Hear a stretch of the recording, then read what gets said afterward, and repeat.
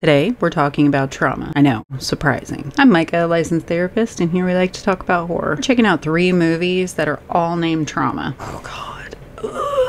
So I watched all of these so you don't have to. I found them all on Tubi and discovered they have some common themes even though they are vastly different movies. We'll talk about these similarities later, but first, the story. We're looking at them in chronological order, mostly because I don't want to scare everyone by diving into 2017 first. If you know, you know. First, Trauma, 1993. So this one is a story about some dude in his 20s and a teenager he should not be involved with. But yes, it was the 90s, it was a different time. The girl in the story has anorexia, which, of course, is inaccurately depicted. She runs into this guy when she has escaped a psychiatric facility treating her. He finds her as she is contemplating jumping off of a bridge, but Prince Charming here saves her. Mr. Creep decides he's going to contribute to the delinquency of a minor and lets her stay with him. He continues to work, leaves her at home, and discusses the issues with his coworker. His coworker gives him shit information about eating disorders. I guess there was a couple of little nuggets of information that weren't wrong, but it doesn't matter because the things that were wrong were very wrong. There's a scene where Mr. Creep, Prince Charming here,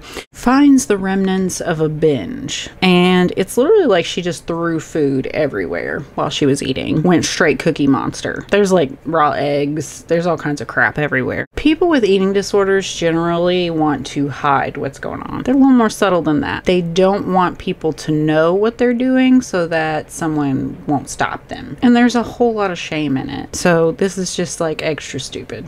At one point, he definitely creepily watches her change and then proceeds to bring a sexual partner over and clearly has sex with the door open and exposes said child to it, who during the course of this sneaks out and runs away. Now, I do want to say that girl is supposed to be 16, and I know that in many states in the US the age of consent is 16. This doesn't make this situation here with this 20-something-year-old dude any less creepy. You can't tell me any different. So while she's run away, her parents find her and take her back to the facility. Main dude, Mr. Creep, acknowledges that she is a child, but then it's later implied that they have sex. Ew. Like, he goes to save her from the facility. Her parents are beheaded by a serial killer, but not totally. To make a dumb, long story short, the mom faked her death and is the real murderer. Creepy dude is playing the White Knight. I don't recommend you waste your time on this one. Moving on. Trauma, 2003. Ants made me feel so itchy because there are lots of ants for some reason. So this movie starts out and dude's talking to a therapist. We find out that he was in a car wreck and that his wife had died during this car accident. The story really starts when he wakes up to the horror of being in a friggin' hospital.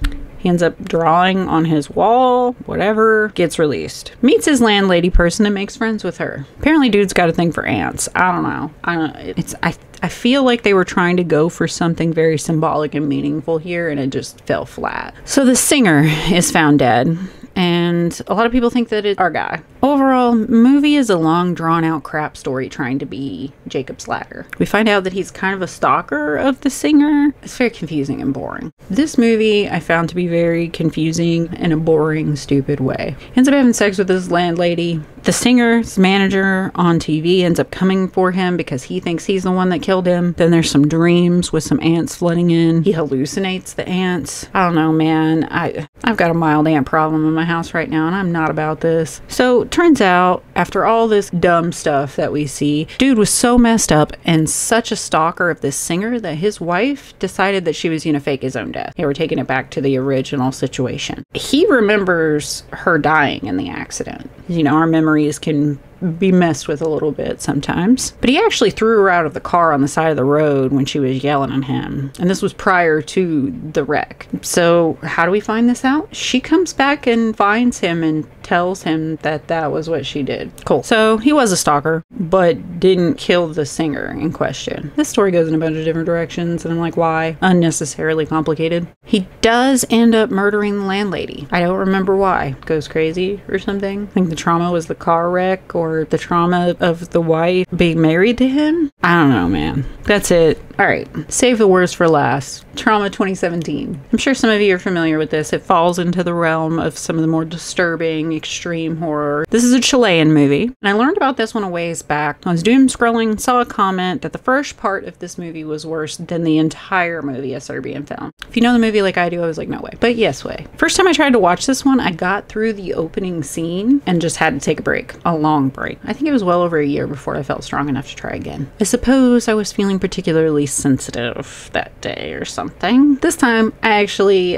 skipped the first scene because I was like, I already seen that. This movie shows some depictions of some war-related atrocities.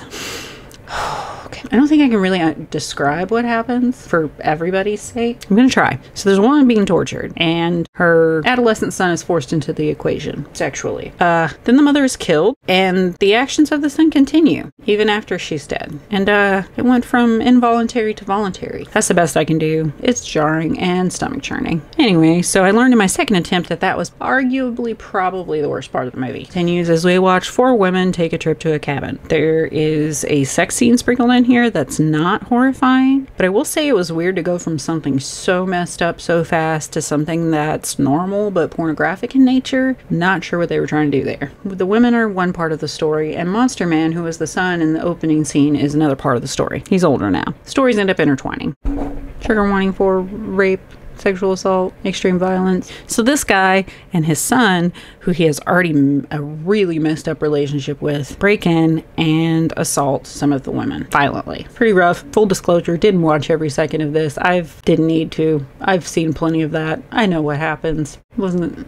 So after everything occurs, they're still in the house with the women. One of them attempts to escape, but then is seemingly too traumatized by the rape and contemplates suicide by sticking a gun in her mouth. But before she can do it, Monster Man shoots her. It is graphic. We have some fighting, some getting away, and then coming back to rescue a child who was abducted. There's also a cop involved who tries to help but dies. But before he dies, he makes a comment about not being able to call back up, but then does call back up. Apparently, it's common knowledge that Monster Man is fucked up. So there are a lot of inconsistencies and dumb stuff if you pay enough attention, if you get beyond the shock value of the whole thing. So a girl is abducted and the remaining women decide to save her even after managing to get away themselves. There are some cutscenes that show the further development of Monster Man in his adolescence. They are also stupid. So by the time we are done, the son is dead and 3 of the 4 women. The 4th woman kills Monster Man with some acid that he just has sitting around, but she also sustains some acid burns to her face in the process. She has a Two-Face kind of vibe. Then she finds a baby. Oh yeah, there's just babies around at various points in this movie.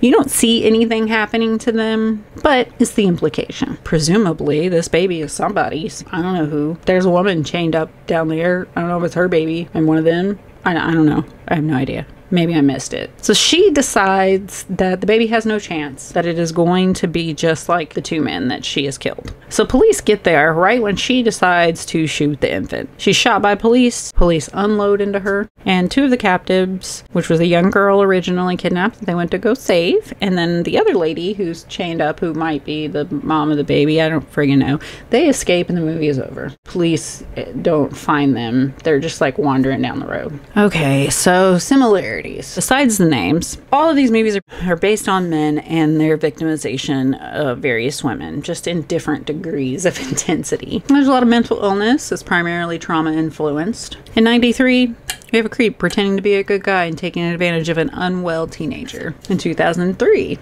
we have a dude with a stalking history and a confusing story about his wife who could not stop feeling itchy after a while. Then we have the worst. 2017, a man horribly traumatized but really leaning into it, becoming a horrible monster in the process. He clearly abused and victimized his own son into adulthood, who then just followed suit. Then he made a point to attack these 4 women, brutally rape them, kill 3 of them in awful ways, while the final girl of sorts is driven to her own trauma-induced madness. And also dies. But a couple of people get away in the end, so that's something, I guess. I appreciate disturbing movies in a weird way, but this one makes you feel icky, but it's more senseless and stupid than your average extreme horror movie, in my opinion. All these movies were not good. Do not recommend. But if you decide to waste your time, let me know what you think.